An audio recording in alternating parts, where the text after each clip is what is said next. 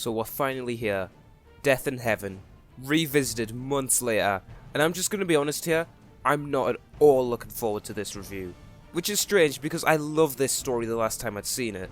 But because of how right I was about Moffat in these two videos, I'm getting more and more of a sneaking suspicion that this episode's just gonna suck. And I'm really hoping I'm wrong. Let's not waste any more time and review this episode. Finish Series 8, and then after 2 remakes because the originals got claimed, let's go to Series 9. Now, admittedly, this episode does start pretty well, even if thinking about this scene makes you realise how weird it is. So Clara calls herself the Doctor to avoid being killed by the Cybermen. This, in concept, I don't have a problem with, as it sort of acts as a subtle little nudge onto Clara's eventual arc. Even though it wasn't a concrete thing at this point, but I'm glad Moffat was able to retroactively fix these things in the future. Because trust me, without some of the hindsight in Series 9, a lot more of Clara's Series 8 moments would suck. But anyway, the reason I don't like the execution of this scene is because it kinda just feels pointless. I mean, why does this Cyberman even believe her? It already scanned her and confirmed that she isn't. And it's not like the Cyberman would know about the chameleon circuit, and even if they did, they would know that she wouldn't be able to identify her other self while in human form. After an out-of-sync title sequence with Jenna Coleman's 144p face in, we get a proper reintroduction to UNIT in the Moffat era. No, they were not in Series 7 because Series 7 does not exist. And this scene is pretty good. There's some quick, witty lines. Haircut? Bit of a trim. Might want to do your roots. And Kate and Osgood are just as good as usual. I don't know why I'm saying usual since they've never appeared before, but like... However, another problem with this is, why do UNIT think they have the upper hand here? I mean, I appreciate a reference to one of Troughton's best stories, but just because human weapons were effective in the Cybermen in the past doesn't mean they're going to be effective 50 fucking years later. And it's safe to say the Cybermen have changed significantly since then. Also, I can understand the stupid British public not running away from the Cybermen and forgetting the events of Doomsday in 2006 because of lines like this. How can they do that? They saw it. You're just not ready. You're happy to believe in something that's invisible, but if it's staring you in the face, nope, can't see it. There's a scientific explanation for that. You're thick. But surely UNIT would remember this and they'd be cautious. Didn't they go to war with Cybermen in Doomsday? Whatever. Missy's plan of pollinating the Cybermen across the Earth begins, and the most interesting concept in Series 8 begins. I can't wait to see how this pans out across the story! Now, not gonna lie, while this idea is really interesting, I think one big failure of the story is this design of the Cybermen.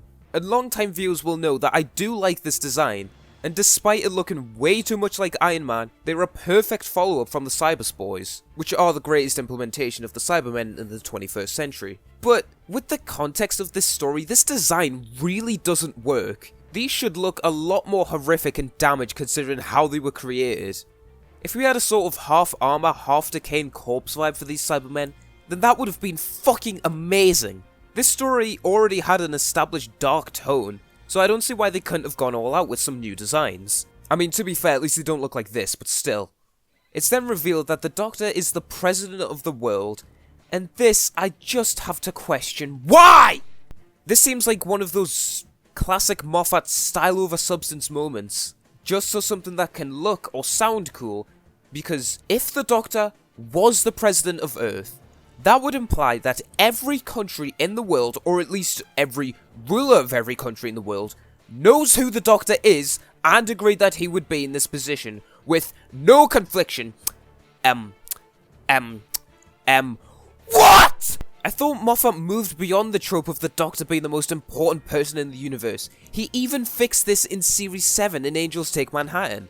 I'm almost beginning to get the impression that Moffat is a bad showrunner who doesn't know what he wants to do.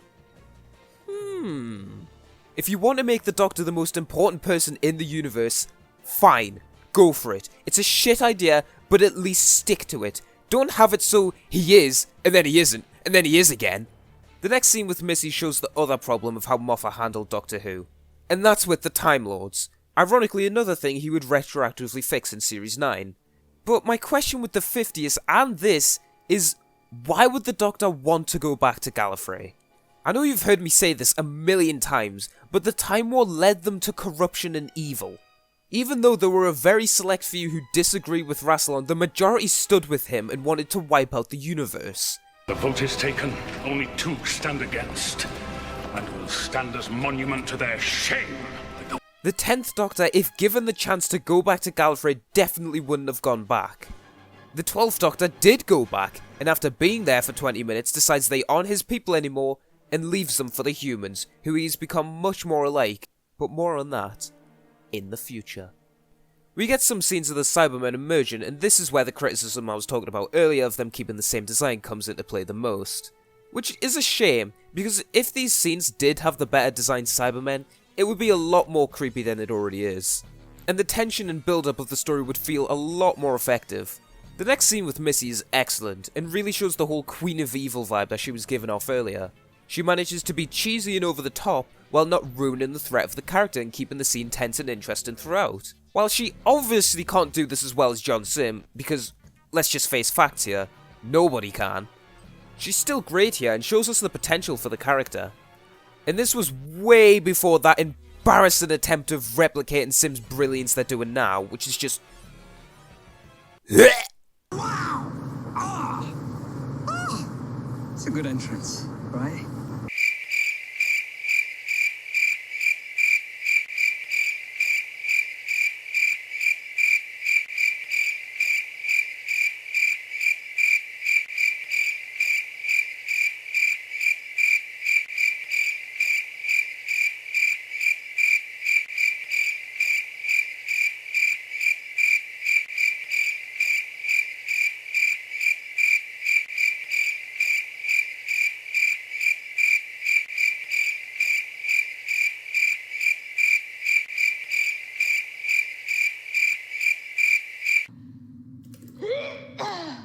This is how you take what makes John Sim the best master and add your own spin to it. Not just being crazy for the sake of being crazy and severely misunderstanding both of these characters.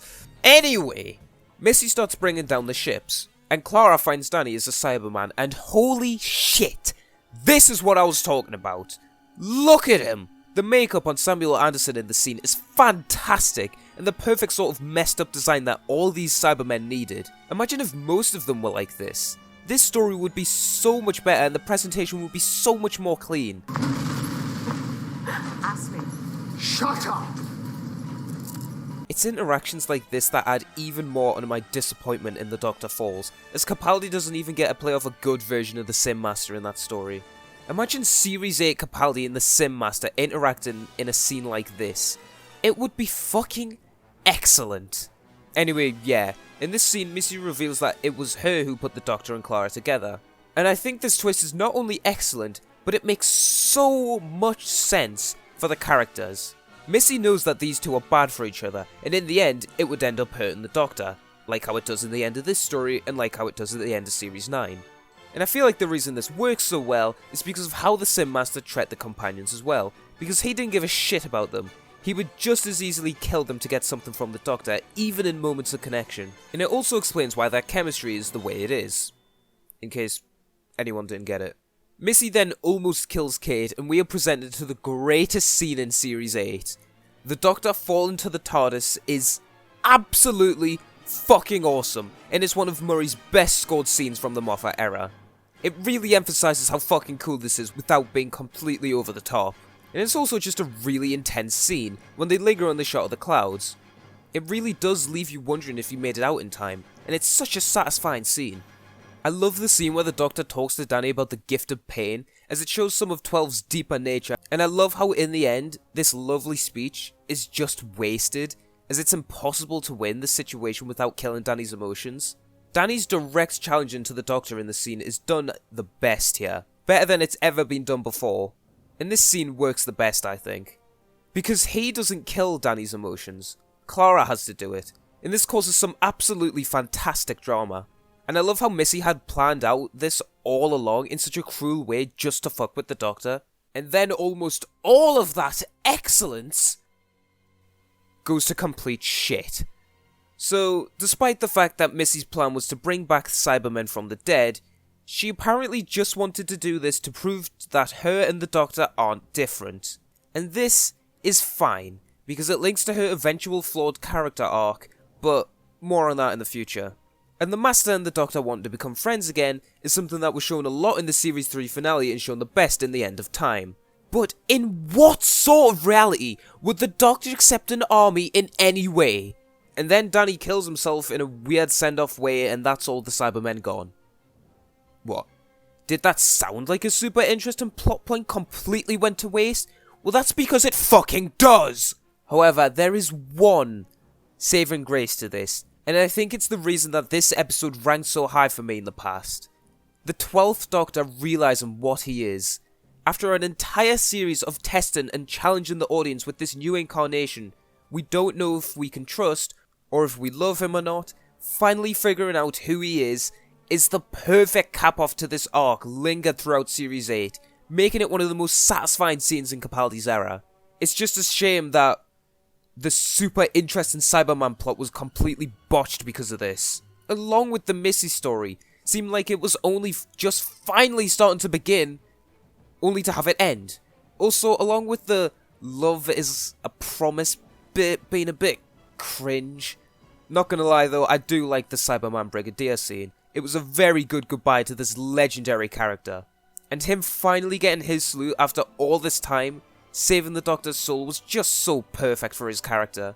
I do also like that Danny chooses to send the kid back he accidentally killed instead of saving himself, as I feel like this was also a great cap-off to his character arc, and something selfless that this character would do.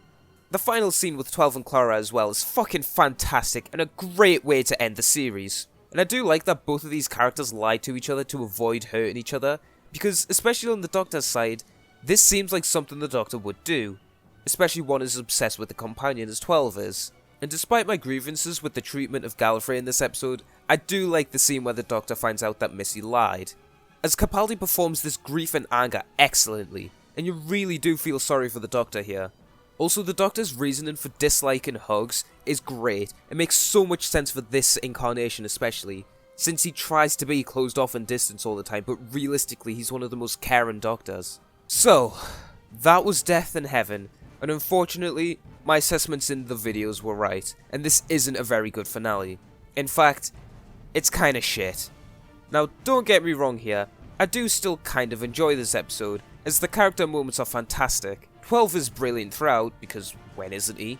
The few scenes where Missy gets to do stuff is great, while Clara and Danny don't really get much to do here, which is weird because the entire last part revolves around them.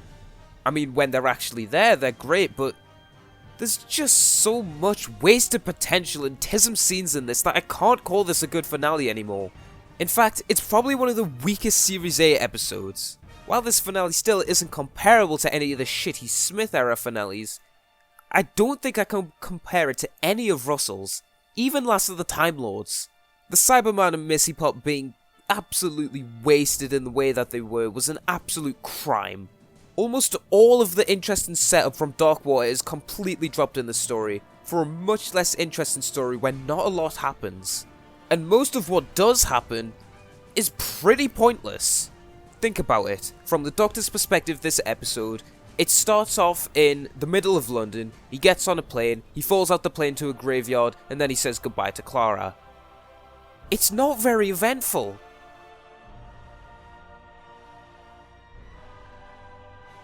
The Good Man arc was paid off excellently, Clara's arc is still pretty solid even if it gets better and retroactively fixed in Series 9, Danny's character arc was concluded nicely, and Missy's was alluded to in a decent way.